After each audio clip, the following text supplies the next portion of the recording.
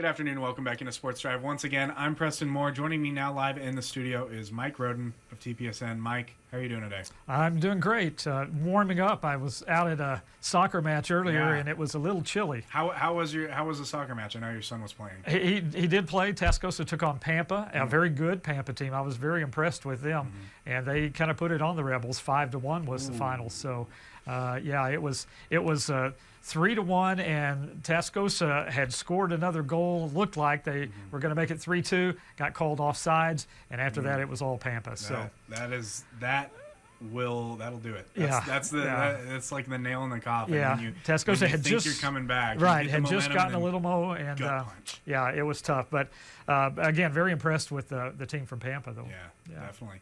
Well, let's talk about some basketball. TPSN has a couple broadcasts coming up. Opening district play for a lot of these teams in a very small district.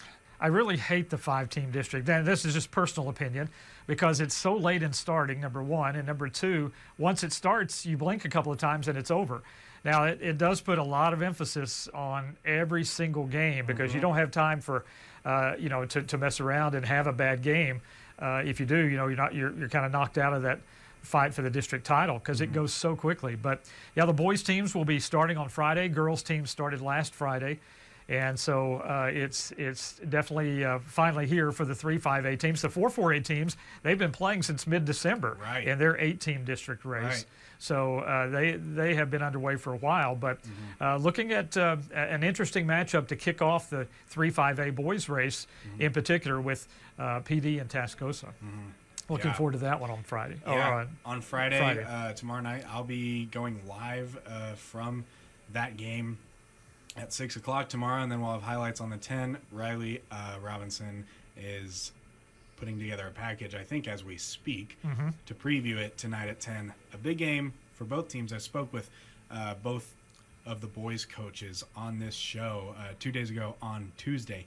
And, one thing that you mentioned, Jeff Evans, the coach of the Paladuro team, he said, this is an interesting situation because it's such a small district, you mentioned, every single game matters that much more. Absolutely. Especially on a game like this, when you're opening district play, you want to come in and get a win to open district play. Right. Yeah, it's very important to start off quickly because if you don't, you get behind the 8 ball really fast, and you have to play catch up the rest of the way. So big matchup between PD and Tascosa boys, and it looks, just based on what we know about these two teams, looks to be a very good matchup. Both teams have some talent and returning from last year's squads and have played some good basketball at times this non-district season. So it'll be really interesting to see who can come out and really get off to a good start in that game. But, Paladuro boys, under Coach Evans, if you know anything about his style of play, he knows one style, one gear, and that's high. They go up and down the floor, and they also are because they haven't had a lot of height in the last few years, they've had to really develop their outside shooting game, and they have some great shooters. And so apply the defensive pressure, create turnovers, get the transition game going. That's what PD likes to do. And they're very effective despite a lack of height when they can do that. And they've even proven they can play with much bigger teams, against much bigger teams, with that style and kind of overcome their lack of height. So that'll be interesting to see there. And then Tascosa's a little bit more of an unknown for me simply because I haven't seen them play yet this season the way I have PD and some of the other teams. I do remember from last year, Jalen Sledge was a very talented player for Tascosa, and he's back, of course, and playing well. They've got some others, including Coach Jackson's son, Khalil, surrounding him that are good players as well. So, again, the matchup looks to be a terrific one.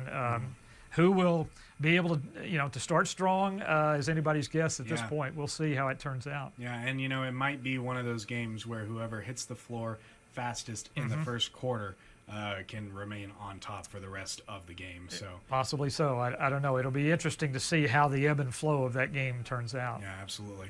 Well, we're going to be right back with Mike Roden. We've got one more game to talk about, a big one for many in the Panhandle, including myself as a former Amarillo High Sandy. So we'll talk a little bit about that right after the break, but stick with us. In 3 minutes, we'll be right back with more Sports Drive.